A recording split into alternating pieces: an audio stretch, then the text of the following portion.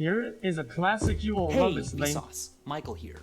And the year 6009 will be the very first year since 1961 that a year, when written in Hindu-Arabic numerals, can be inverted and still look the same. But you and I probably won't live long enough to enjoy the year 6009. Human lives just aren't long enough. We will miss out on that. What other cool future events will we be missing? Well, first of all, you and I will probably be gone before the completion of the Time Pyramid in Wimbing, Germany. It will eventually be a pile of 120 concrete blocks, but the builders are only adding one block every 10 years. Since beginning in 1993, they've added only the first 3. What? At this rate, the pyramid will be completed in the year 3183. The final block placed by our great But this structure is garbage. 30 greats grandchildren. But even they will miss an opportunity to frolic and play safely in the Chernobyl exclusion zone. The zone of alienation, where radioactive contamination from the 1986 disaster will remain at levels too high for safe human activity until not the year 4000, not the 5000s, not the 6000s. It will finally be safe probably in the year 22,000. Possibly within our lifetimes, but definitely within the next 1 million years, stars like Betelgeuse and Eta Carina will explode in brilliant supernovas visible from Earth. I'm bummed I'm probably going to miss out on these events because for a few weeks it will look almost as if Earth has 2 suns. Despite being hundreds, thousands of light years away, their supernovas will shine brighter than the full moon at night and be visible even during daytime. But the real sky show comes in 3.75 billion years. I can't wait. I'm gonna be there. Our galaxy is full of stars. Viewed from the surface of the Earth, they look Guys- like little... Guys, I have a question that's very dumb though. What if, okay? If when you're frozen, it helps with cell degeneration or whatever, right? What if you get somebody, instead of freezing them forever, you know when somebody says, I don't want to, oh guys, maybe you're gonna res me in 1,000 years like Disney, right? Or whatever the fuck. What if you freeze somebody for like a minute and then you unfreeze them? Freeze them, unfreeze them, and you just keep doing it like a steak.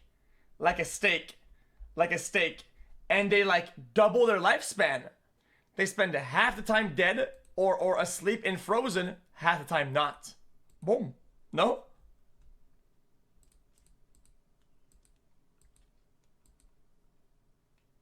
Like torture, but you would double your lifespan, no? drops of milk in the sky, which is why we call it the Milky Way galaxy. But all galaxies are named after milk. Milk, lactose, lactic, galactic, galaxies. And every drop of milk in the sky, every star that you can see, is inside our galaxy, the Milky Way. But there's a blurry, distant shape, this one.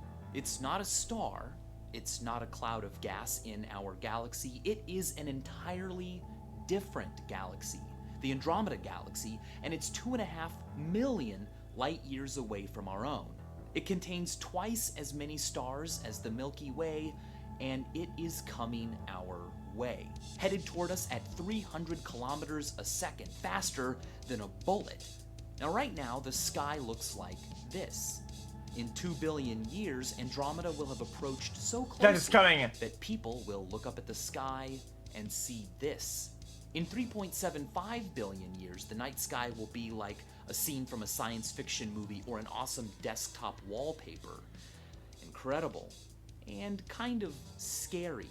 After this scene, the sky will literally be glowing with the birth of new stars as the Milky Way and Andromeda collide, mixing up into a brilliant cosmic tie-dye. This simulation shows how Andromeda might... And then did we die then? Collide with the Milky Way, but keep in mind that you are watching billions of years pass every second. These galaxies are moving fast, but they're also huge and covering even huger distances. They will collide in the future, but within the briefness of a single human life, they appear almost frozen, unmoving. A couple billion years after colliding... Question, chat. You know, right now, we don't feel us moving really fast, right? Because we're all moving at the same time, right? Right now, the planet Earth is moving, right? So right now, we're going like... But since we're all going... Then nothing is... Right? It's that kind of thing, right? It's a constant. Right? Right? Right? So what if, for some reason... some big object was like coming out of no fucking where, right? And it would change the gravity at which the Earth would accelerate. Will we just all fly off? Just...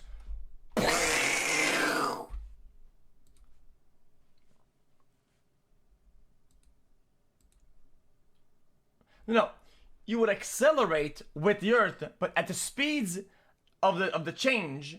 The change of it, that would be big, everybody would die at the same time, right? Wouldn't we literally just, everybody would just explode? What? What? Gravity still exists? Mother sucker! If the planet Earth is at like 20k miles an hour or some shit, or whatever the fuck, okay, how fast is Earth? Okay, guys, 1,000 miles an hour going, okay? 1,000 miles an hour. Okay. If you were to accelerate from 1,000 miles an hour in a car, okay, to 2,000 instantly, won't you like kind of die? It's such a big.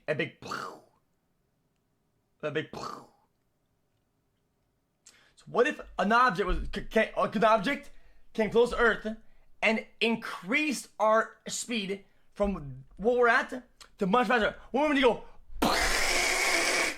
so we'd be like, so people that are like in front would go,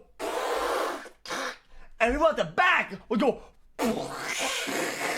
like that, right? And then they'd fucking land from like all the way up. Guys, the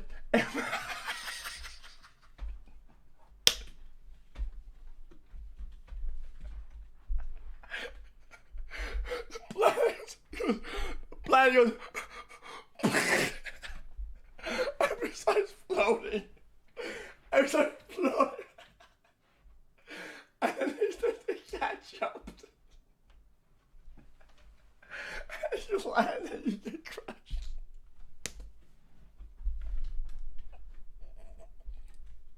The cores of both galaxies will be married together in a bright glowing center. Earth, now a stepchild to what was once Andromeda, part of a new, bigger family called Milkdromeda. It would be so cool to be alive to see our galaxy colliding with another. But don't get all FOMO, consumed by a fear of missing out. Because whatever life is around then will have plenty to envy us for. They may have spectacular nightly views, but secretly wish they'd been born in our time. This would happen?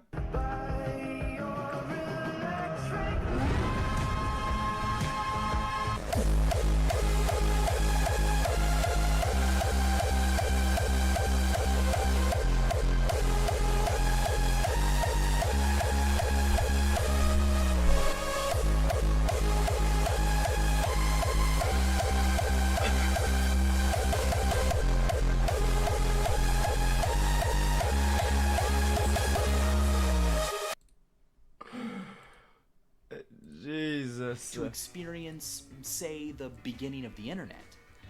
They will actually miss out on a lot of things. Because the moon moves 1 centimeter further away from Earth every year, 600 million years from today, the moon will no longer be close enough to Earth to completely block out the sun. Future humans, or descendants of humans, will therefore miss out on a chance to ever see for themselves the beauty of a total solar eclipse. Oh, okay, that's whatever. Long before Earth dries up, Niagara Falls will dry up. Well, not the water part, but the falls part. Every year, the rushing water of Niagara erodes the rock at the top of the falls 1 foot backward. By the year 52,000, it will have eroded all the way to Lake Erie, and our progeny will have no Niagara Falls to enjoy. Oh. Granite has an erosion rate of about 1 inch per 10,000 years. So certainly by the year 7 million, Mount Rushmore, especially its faces, will no longer exist. And because they slowly get pulled in or ejected into space, in 50 to 100 million years, Saturn will no longer have its Rings. lovely rings. So life on Earth in the future might have awesome supernovas and galactic collisions to look forward to, but they probably won't have Niagara Falls, Mount Rushmore, total solar eclipses, or Saturn's Guys, rings. I'm not saying. They also won't have you. But you have you. Except not all of it. Babies don't begin to form episodic memories right away, meaning that you missed out on. You don't remember 2 of the most seminal events in your life, your conception and your birth. But you can experience a bit of those moments right now. First of all, when was I conceived.com lets you enter your birth date and get back the week your parents probably made you happen, as well as the #1 song and #1 movie I'm of good, that I'm good. week, which may have also been involved. Light travels quickly, the most quickest in fact, but it can take a photon millions of years to escape from the interior of the star it was created in through nuclear fusion. It takes time, just like your own gestation in your mother's womb. Newly conceived photons struggle through a dense stellar jungle of atoms and molecules and electrons that absorb and re-emit the photon, taking a little bit of energy from it as it randomly rolls around like a pinball. Sometimes after thousands or millions of years, its random walk finally leads it to the star's surface, where it pops out into space, in a way, is born.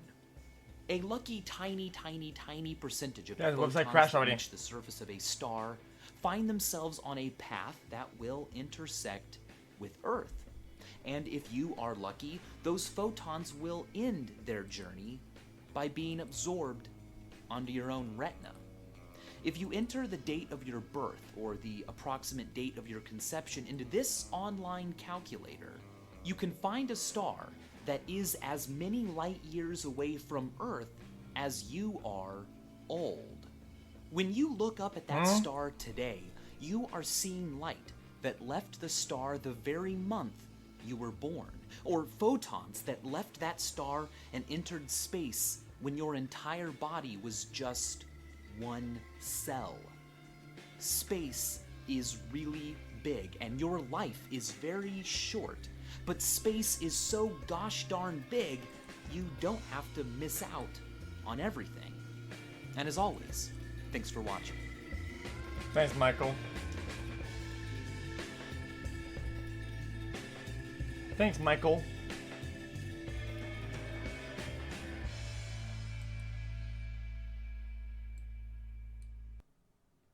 Guys, some of these videos are kind of